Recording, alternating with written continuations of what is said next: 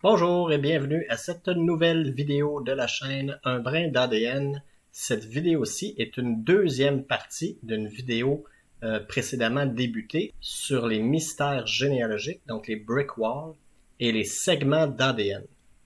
Donc, il va y avoir quelques petites vidéos à regarder sur ma chaîne, peut-être avant de regarder celle-ci, pour que ce soit plus facile à suivre. Donc, la première vidéo à avoir regardé, évidemment, mais c'est la partie 1 des mystères généalogiques et des segments d'ADN. Ensuite, il faut aussi avoir vu idéalement la vidéo sur comment cartographier ces segments.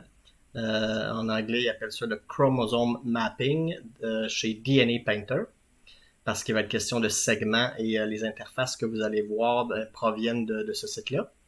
Et vous allez aussi voir des graphiques qui sont faits dans le logiciel YEd de la compagnie YWorks. Donc, pour avoir vu la vidéo de logiciel de graphes pour placer ces matchs ADN serait aussi utile.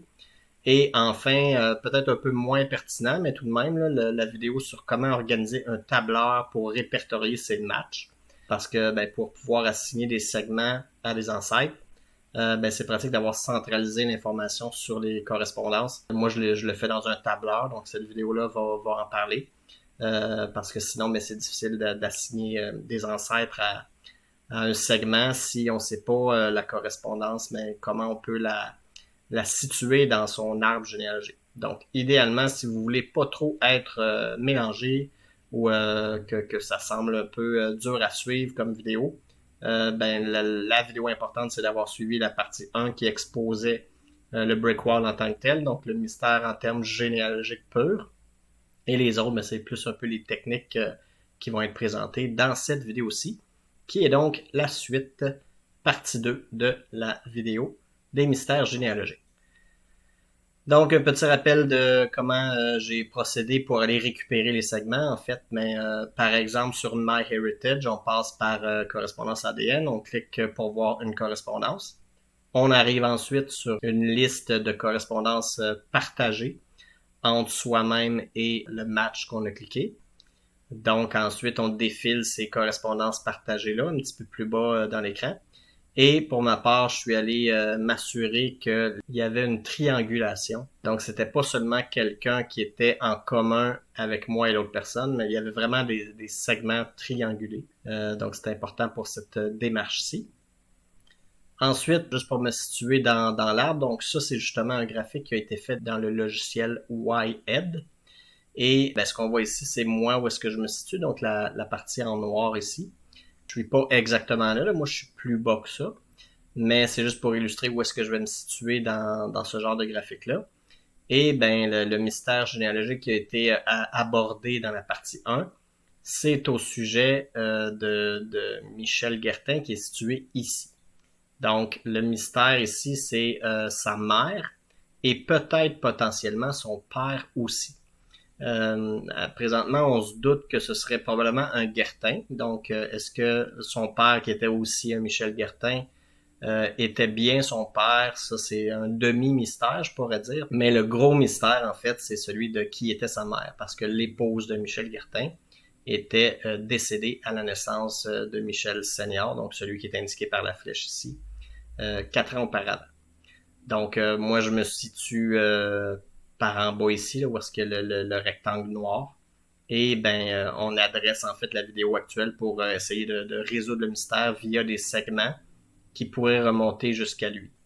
Donc, en fait, ce qu'il faut trouver, c'est les correspondances. Ils sont indiquées en rouge dans le bas. Donc, tous les rectangles rouges avec une bordure noire plus foncée sont des correspondances que j'ai réussi justement, là, entre autres, avec mon tableur en faisant des recherches, en répertoriant là, les correspondances proviennent de où, c'est les ancêtres communs dans les arbres généalogiques et tout. Mais j'ai réussi à adresser comme une espèce d'arbre qui concerne uniquement la branche de Michel Guertin et de son épouse qui est ici, Marie Courchaine ici. J'ai indiqué aussi quelques autres ancêtres qu'on va voir un peu plus loin. Donc ça ressemble un peu à ça, l'arbre, et on voit là que les relations de où les correspondances remontent. Je vais y aller de façon plus individuelle dans les prochains écrans. Donc, c'est pour mettre en lumière ici, là, c'est les principaux matchs ou les principales correspondances qui sont reliés à Michel Guertin, fils, donc celui né en 1830. Et je sais que chacune de ces correspondances-là remonte à Michel Guertin, nécessairement en allant chercher les segments d'ADN de ces gens-là.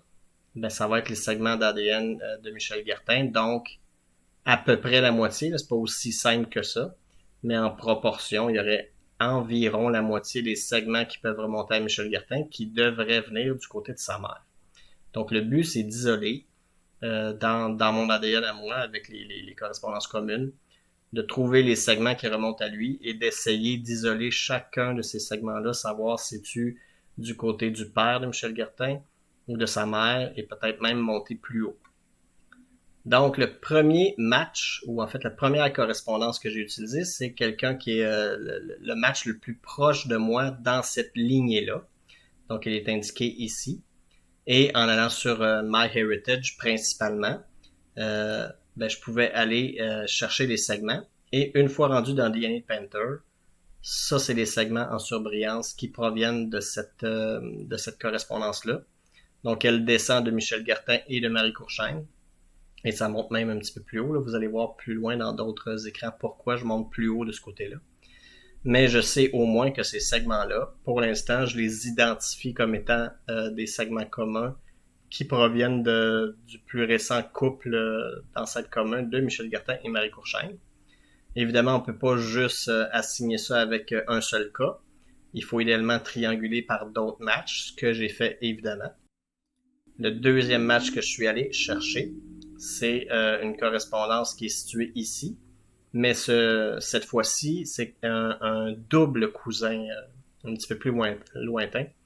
Donc, qu'est-ce qu'un double cousin? C'est quelqu'un qui partage pas un seul couple d'ancêtres, mais c'est quelqu'un qui partage aussi un deuxième couple d'ancêtres. Donc, dans ce cas-là, il y a bel et bien Michel Guertin qui est là et son épouse qui descendent par cette personne-là.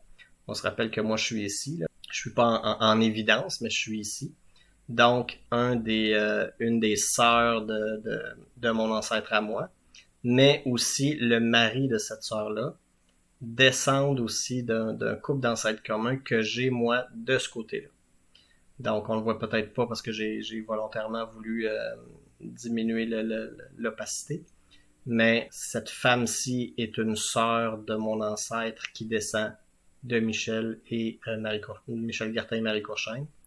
Et cet ancêtre-ci est un frère de l'épouse que j'ai de ce côté-ci, du côté d'une autre lignée.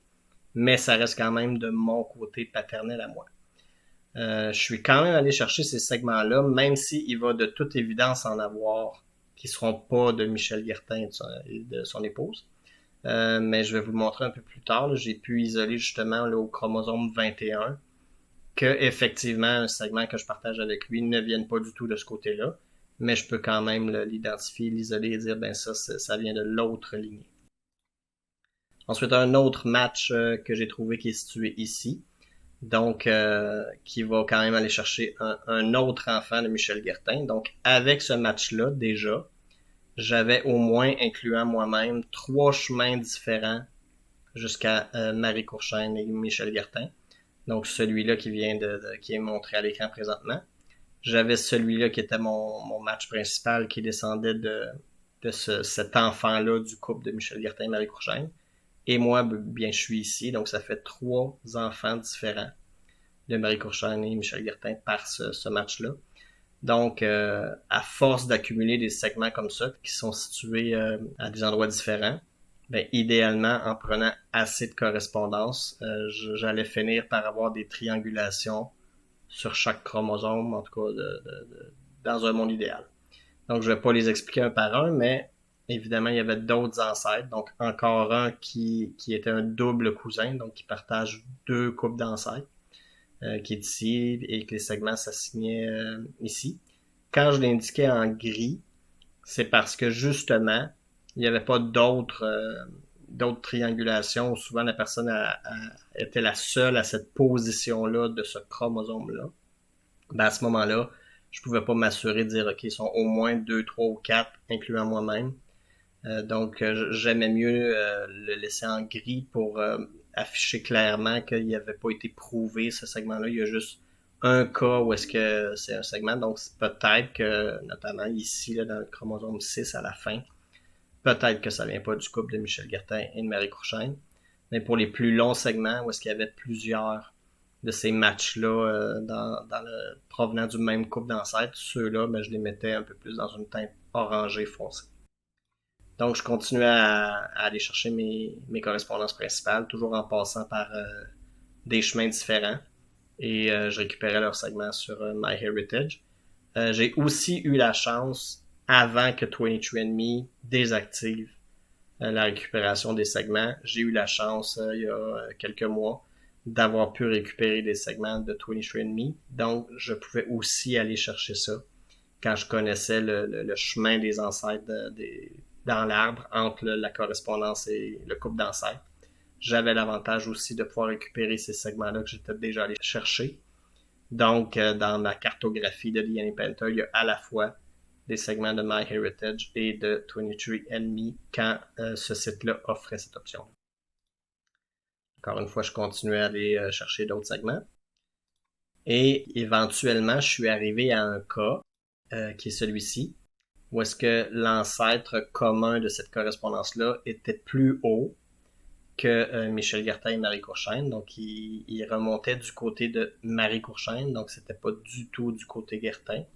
Ben, à ce moment-là, j'ai pu identifier que sur le chromosome 12, étant donné que ça monte plus haut que Michel Guertin et que ça monte fort probablement du côté de son épouse Courchaine, ben à ce moment-là, j'indiquais que le chromosome 12 doit probablement être plutôt Courchaine que Guertin, parce que cette correspondance-là n'a pas d'ancêtre commun plus proche de moi là, venant de Guertin.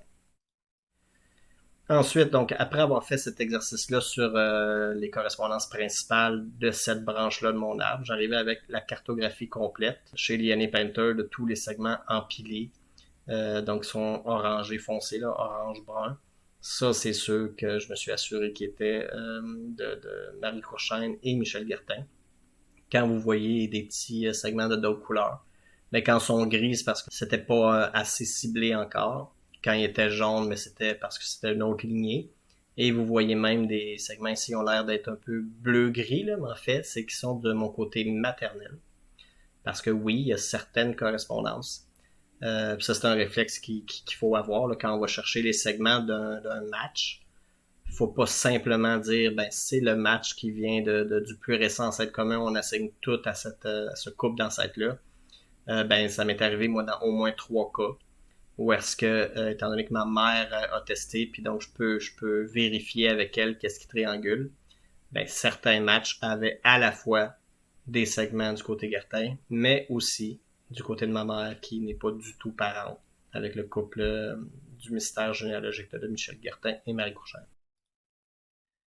Donc ça c'est un exemple ici. Il y avait une correspondance avec 3 segments. 2 de ces segments-là ne triangulaient pas avec ma mère, mais un des segments, lui, triangulait avec ma mère. Donc je l'ai indiqué comme étant du côté maternel, un peu plus bleuté. Et juste pour référence, je me suis assuré que les segments étaient au moins de 8 centimorganes ou plus. Donc, je me suis pas occupé des triangulations sur 6 ou 7 centimorganes. Je mettais le minimum à 8. J'aurais peut-être même dû monter à 10. Mais étant donné que c'est un ancêtre assez lointain, là, dans mon cas, je me suis limité à 8 et plus. Ensuite, je ne suis pas simplement allé chercher les principaux matchs. Ce que j'ai fait après, c'est aller voir ceux qui triangulaient avec ces matchs principaux-là et ceux qui sont en plus pâle. Donc, eh bien, j'allais voir les gens qui avaient ces segments-là. J'allais voir leur arbre généalogique quand il était disponible. Parfois, c'était directement sur MyHeritage. Parfois, c'était la personne était un doublon, donc elle a des tests dupliqués. Et parfois, ben, c'est sur Ancestry que la personne avait son arbre le plus exhaustif. Donc, ce qu'on voit ici en plus pâle, c'est les gens que j'ai pas pu assigner avec certitude qui avaient Michel Guertin ou Marie Courchaine. Que j'ai pas pu non plus dire c'est 100% du côté Courchaine ou du côté Guertin. Donc, ce qui est plus pâle ici, c'est encore à rechercher. mais ce qui est plus foncé, c'est ceux que j'ai réussi justement à trouver ancêtre commun et qui figurent donc dans mon tableur, ma Google Spreadsheet, où est-ce que je centralise toutes les données de mes correspondances. Donc, on voit par exemple sur le chromosome 10 ici, le 19 là, le 22 là, qu'il y a eu beaucoup de correspondances. Et le but de la démarche, c'est d'aller voir en partant des principaux matchs là, qui sont tous en haut de 100 centimorgane. Donc, en partant des matchs principaux de la lignée Guertin, d'aller voir des correspondances qui sont un peu plus éloignées, dans l'espoir que justement ces gens-là soient plus éloignés parce qu'ils sont du côté de la mère de Michel Guertin, qui est le brick wall actuellement dans mes recherches. Donc c'est la procédure que je fais pour aller les chercher, c'est d'avoir la chance ou d'essayer de trouver une correspondance plus éloignée qui triangule sur ces parties de chromosomes-là pour essayer de voir dans leur arbre à eux, entre eux, s'il y a un nom de couple d'ancêtres qui va finir par revenir pour pouvoir percer le mystère de la mère de Michel Guertin. Donc ici, j'avais parlé quand c'est un jaune un peu plus clair, en fait, c'est que j'ai vu par triangulation, donc il est pas gris justement parce que j'ai pu trouver plus qu'une personne. Donc il y a effectivement plus d'un match qui partage cette position-là du chromosome 21 ici. Ou est-ce que effectivement c'est un couple d'ancêtres communs? Parce que dans cette famille-là, il y a au moins, si je me trompe pas, il y a au moins 4 ou 5 enfants de Michel Guertin et Marie Courchaine qui ont épousé 4 ou 5 enfants du côté de cet autre couple-là. Donc j'ai énormément de doubles cousins du côté de mon père à cause de ces familles-là qui se sont suivies justement en voyageant aux États-Unis. Ils voyageaient ensemble aux États-Unis, ils revenaient parfois au Québec. Et bien en ayant au moins 4 ou 5 enfants d'un couple qui ont marié de l'autre côté, les 4 ou 5 enfants de l'autre couple, ça génère beaucoup de correspondance de ce côté-là. Donc, petite parenthèse, je me sens un peu investi d'une mission de percer encore plus le mystère de Michel Guertin, parce que tous les événements, tous les indices me sont comme livrés sur un plateau. Justement, j'ai beaucoup plus de correspondance de ce côté-là. Donc ça m'invite encore plus à percer le mystère parce que la grande quantité des correspondances que j'ai, si vous avez vu d'autres vidéos là où est-ce que je montre des graphiques en Gephi, vous allez revoir là, que les couleurs prédominantes dans mes graphiques Gephi, c'est le orange, le jaune et tout ça. C'est ce côté-là justement de Michel Guertin.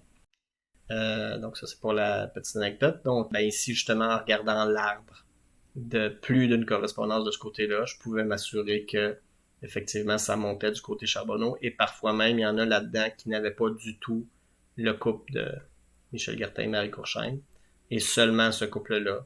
Donc un peu comme j'ai fait pour du côté Courchaine, j'ai pu justement isoler que sur le chromosome 21, le cas est réglé.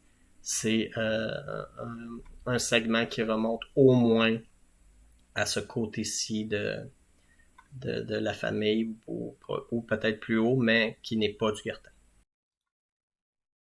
Ensuite, pour le chromosome 12, ça c'était celui de Courchaine, donc je me suis pas seulement fié à cette correspondance-là, mais je suis allé voir les matchs en commun entre cette correspondance-là et moi pour trouver toute une série d'autres correspondances qui triangulaient exactement là. Évidemment, je m'assurais chaque fois que c'était pas un segment du côté maternel, donc j'ai la chance que ma mère a testé aussi, donc je pouvais m'assurer à chaque fois que c'était pas par hasard sur la même position du même chromosome, mais de l'autre côté de la branche du chromosome. Donc c'était vraiment du côté paternel. Il y en a plusieurs correspondances comme ça, qui étaient uniquement du côté, dans le fond, du grand-père de Marie Courchaine, donc de la femme de Michel Guertin Jr. J'ai pu déterminer aussi que sur le chromosome 12, c'était réglé et c'était des segments du côté de Courchaine et non pas Guertin. Donc ensuite, j'ai quand même eu une surprise sur un des chromosomes. La cartographie du côté droit, c'est ma cartographie complète, donc aussi le côté de ma mère. Tandis que la cartographie à gauche, c'est celle que j'utilise pour percer ou tenter de percer le mystère Guertin. Et justement, en retournant voir ma cartographie principale, Bien, j'ai découvert que sur le chromosome 12, que je croyais être Coorsheim, donc à peu près au même niveau ici, j'avais effectivement cartographié deux segments, les deux qui sont le plus en bas, c'est des segments du côté de la branche Guertin, mais les deux juste en haut, donc qui sont un peu plus mauve foncé, en théorie, c'est pas ce côté-là. Donc, c'est la portion du pedigree du côté Brickwall est orangée, comme j'expliquais.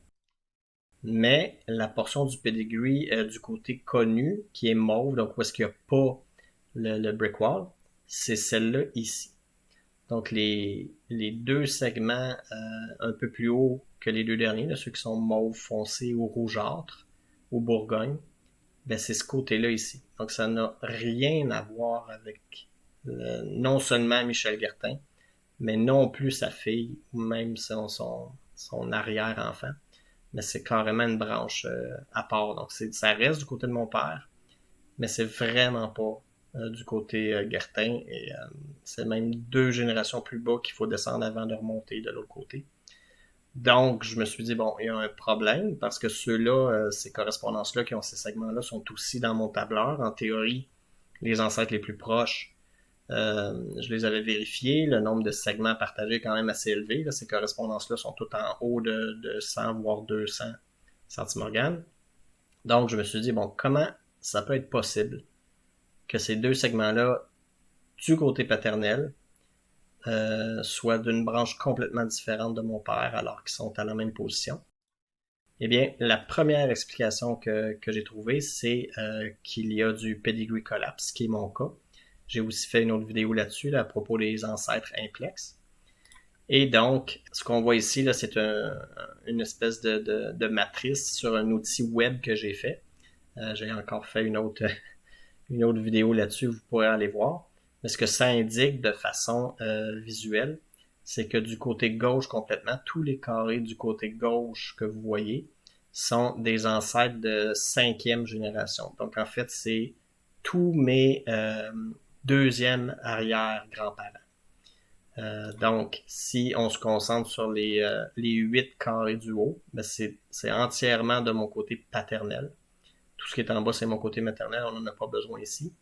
Mais les 8 carrés du haut sont les 8 arrière-grands-parents.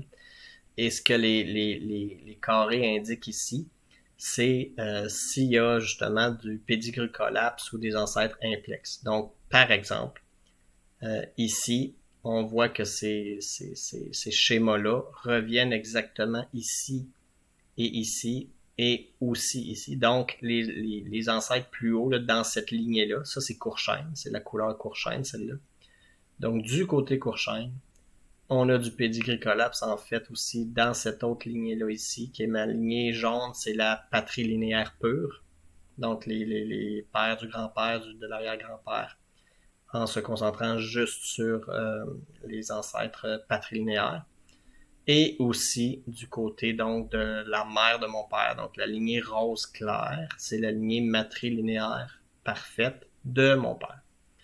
Et effectivement, il y a dans mon cas du pedigree collapse, on voit là, que Coorsheim, un peu plus haut là, dans l'arbre, il y a effectivement des ancêtres du côté Coorsheim qui sont exactement les mêmes que dans sa lignée patrilinéaire et aussi exactement les mêmes que dans sa lignée matrilinéaire. Donc, ça peut être une explication, même si moi j'ai identifié dans mon tableur le plus récent couple d'ancêtres communs, mais peut-être que le segment, effectivement, provient de ce genre de cas-là, qui effectivement existe. Et ce que vous voyez, la partie en gris ici, mais c'est tous les côtés d'ancêtres, justement, du Brickwall actuel. Donc, je sais pas c'est qui la mère de Michel Guertin. Donc, tous ces carrés-là ici seraient les ancêtres plus hauts que la mère de Michel Guertin, que j'ai pas encore trouvé. Et du côté de son père, j'ai assumé pour l'instant que c'était bien Michel Guertin Senior. Et c'est le même principe là, pour chaque ligne. Donc ça sert un peu à ça, cet outil-là. Vous pourrez aller voir aussi la vidéo que j'ai faite. Donc la première explication pourrait être plausible. Donc ça reste effectivement entièrement de mon côté paternel. Mais il y a des ancêtres qui reviennent plus d'une fois. Et c'est un peu ce que cette matrice-là indique. petite parenthèse, sur sa lignée matrilinéaire de mon père, donc la lignée rose clair ici, il y a énormément de pedigree collapse, donc plusieurs autres couleurs d'ailleurs. Eh bien, en fait, cette lignée-là est une lignée qui finit par remonter à du Tremblay côté Fortin. Et on voit qu'ils sont un peu partout, non seulement de mon côté paternel, mais même de mon côté maternel. Donc, tout ce qui est bleu ou vert, c'est mon côté maternel à moi. Bref. Ensuite, si on isole les quatre d'en haut ici, mais tout ce qui est jaune et orange, c'est vraiment ce côté-là ici. Là. Donc, on voit du côté des enfants de Michel Guertin et Marie Courchaine.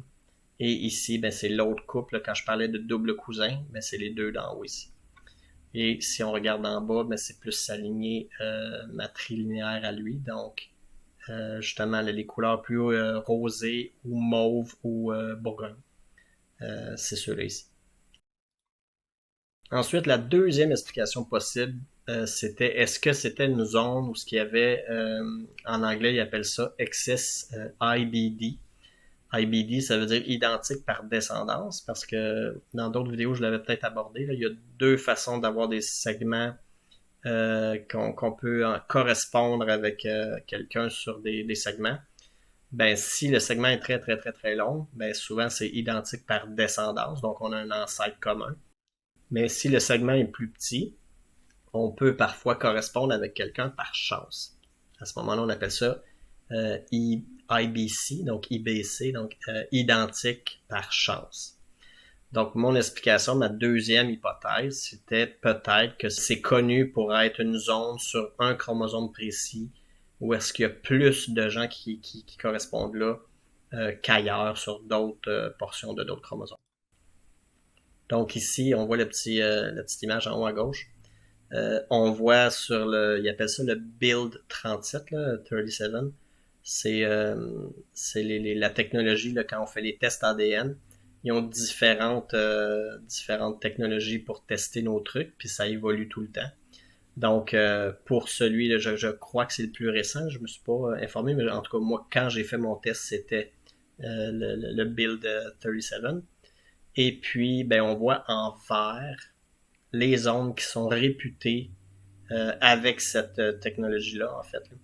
Les zones qui sont un peu plus portées à avoir des excès de segments identiques par descendance. Donc, c'est comme des zones vertes où est-ce que il y a beaucoup de gens qui correspondent à ces endroits-là. Moi, c'est le chromosome 12 que c'est arrivé, donc le cas est ici, là, vers à peu près le centre du chromosome 12. Ben, le chromosome 12 n'est pas réputé pour avoir... il n'y a pas de vert dessus.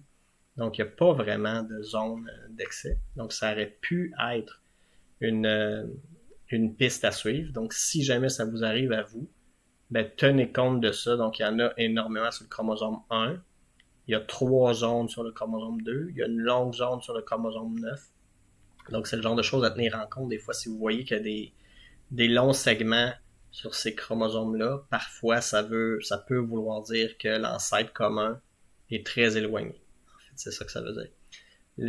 Juste pour compléter la légende du graphique, là, ce qui est en gris ici, là, au début du 21-22 et du 13 à 15, ben, en fait, c'est des zones qui sont réputées pour ne pas avoir beaucoup de SNP. Donc, c'est pas évident, en fait, de pouvoir trianguler là-dessus ou même avoir des segments en commun avec des gens. Parce que ces portions-là, là, qui sont près des télomères, des chromosomes 13 à 15 et 21-22, ben, il n'y a pas énormément de SNP, donc c'est très difficile d'avoir des centimorganes dessus, là, des segments de longs centimorganes. Et ce qui est ben, en espèce de saumon rose, là, ben, c'est les centromères qui sont indiqués là. La troisième explication, mais ça serait principalement aussi chez MyHeritage, ils sont un peu réputés pour ça. Ils font des segments imputed ou imputés en anglais. Là. Moi, je les appelle gonflés. Là. C'est ma propre traduction à moi. MyHeritage, des fois, va compléter le trou, si on veut. Là. Et il va dire, ben finalement, c'est un long segment. Donc, la région ici, en théorie, devrait être un trou. Ça devrait être 2 segments. Mais des fois, MyHeritage va dire non, je vais quand même dire que c'est pas normal qu'il y ait un trou, là. Puis eux, ils vont le combler, puis ils vont dire en fait, c'est un non-segment. Et ça, c'est quelque chose que Ancestry ne fait pas, justement en partie, à cause de l'algorithme qui s'appelle Timber. Ce que ça fait Timber, c'est écrit en anglais ici, mais je vais le traduire rapidement, c'est si deux personnes ont l'air d'avoir de l'ADN identique à un endroit précis du génome, mais qu'il y en a aussi à cet endroit-là qui ont l'air d'avoir de l'ADN identique avec des milliers d'autres personnes, ben à ce moment-là, ils vont appliquer l'algorithme Timber parce que probablement que l'ancêtre commun est un ancêtre trop lointain. Donc, eux, quand ils voient que oui, tu corresponds avec quelqu'un à cet endroit-là, mais eux, ils peuvent vérifier qu'il y a des milliers de personnes qui correspondent à cet endroit-là. Il y a vraiment trop de gens qui correspondent à cet endroit-là d'un chromosome. Ben, ils vont appliquer un algorithme qui appelle Timber, puis ils vont dire finalement, on va négliger ce segment-là parce que l'ancêtre, il y a beaucoup trop de gens qui ont de l'ADN partagé là-dessus. C'est comme plus ou moins normal. Et l'ancêtre commun est trop distant. Ben, à ce moment-là, Ancestry, eux, les enlèvent carrément. Donc, ils disent ici en d'autres mots que le segment est probablement pas assez pertinent pour que l'ancêtre soit à l'intérieur des dernières 6 à 10 générations. Donc, probablement que l'ancêtre est à la 11e génération ou plus. Donc, eux, ils retirent ces données-là de l'ADN partagé entre deux personnes. Puis un petit graphique ici là, qui indique les dimensions des segments qui ont été filtrés par Timber. Donc, la longueur des segments, donc on voit que plus les segments sont courts, donc ça c'est les centimorganes ici, mais plus il y a de probabilité que l'algorithme Timber soit appliqué dessus. Ensuite, ce qu'on voit ici, c'est justement cette correspondance-là qui a le long segment orangé, donc en théorie du côté Courchain, l'épouse de Michel Guertin. J'avais la chance que cette correspondance-là était à la fois sur MyHeritage ici, mais aussi sur Ancestry. Et on voit justement du côté de MyHeritage, ils prétendent que j'ai 54 centimorganes avec eux et que le plus long segment serait 39. Ça donne que ce segment-là est le plus long segment de 39 centimorganes. Et qu'en tout, je partagerais 54 centimorganes, mais du côté Ancestry, on voit ici qu'ils ont appliqué Timber justement parce qu'ils disent que j'ai seulement 28 centimorganes avec. Et quand ils parlent de unweighted, désolé, la capture est en anglais, j'aurais pu aller la chercher en français, là, mais unweighted, ça veut dire s'il n'y avait pas eu Timber d'appliquer, ça aurait été 52 centimorganes, donc ce qui est très proche du 54 de MyHeritage. Mais Ancestry a déterminé qu'il y avait probablement un segment, justement, parce que sur MyHeritage, il y en a 2. Sur Ancestry, il y en a 3. Donc, probablement que quelque part ici, il est coupé. Mais que MyHeritage dit non, c'est un long segment de 39. Alors que Ancestry dit non, en fait, il y a un autre segment de plus qui fait que le plus long segment n'est pas 39, mais 19. Donc, on passe du simple au double pratiquement.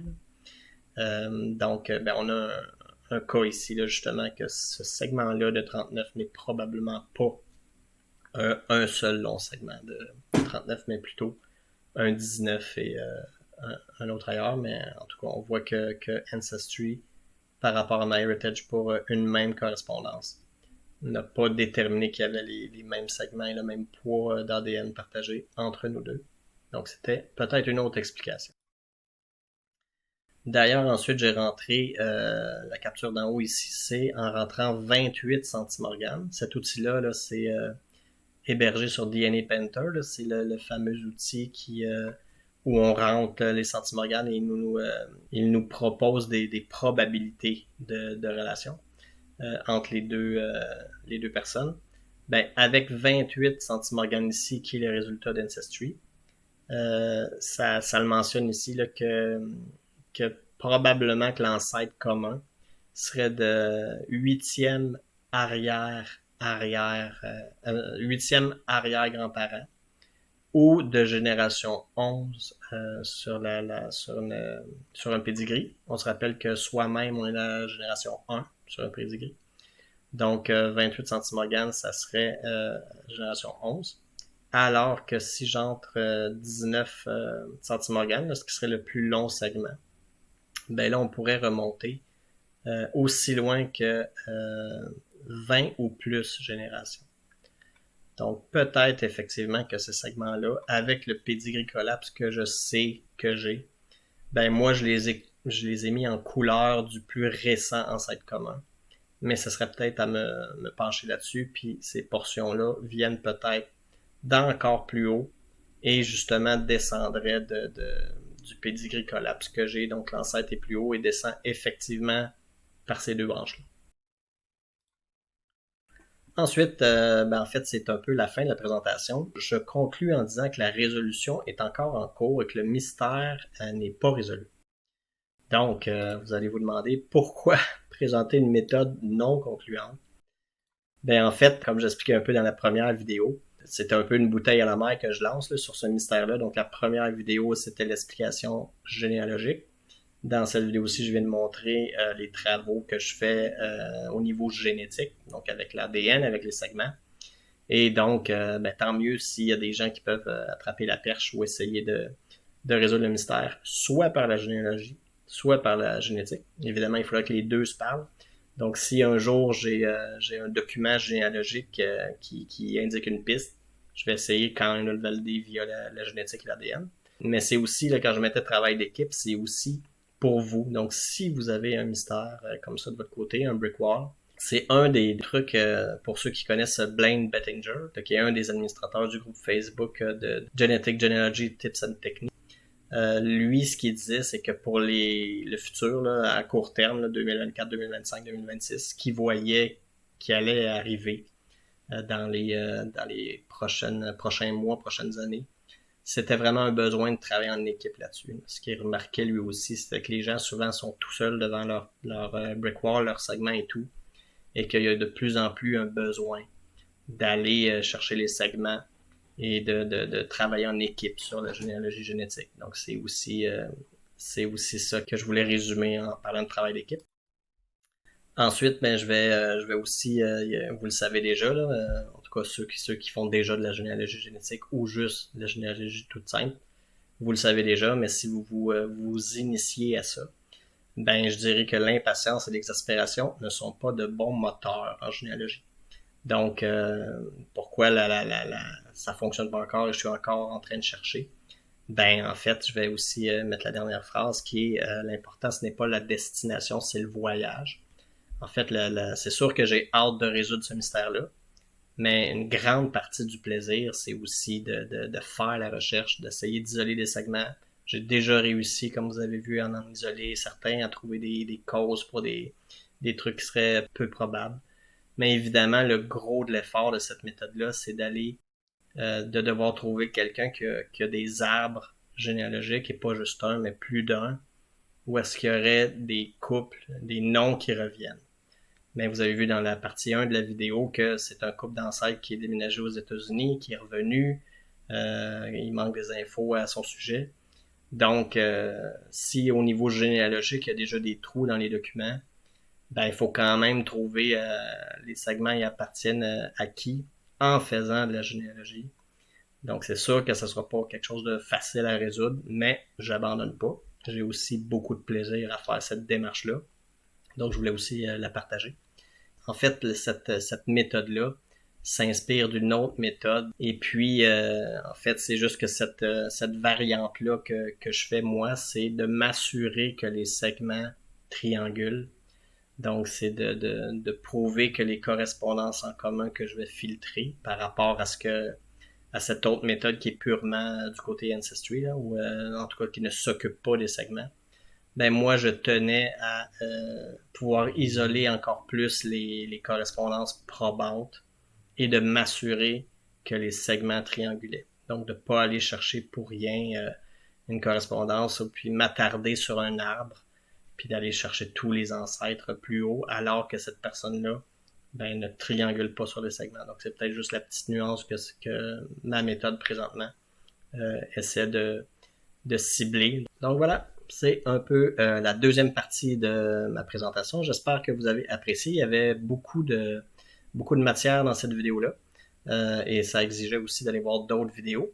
Mais un peu comme toujours, là, le but de faire cette présentation-là, ces vidéos-là, c'est de vous donner la piqûre pour essayer vous aussi de résoudre vos mystères.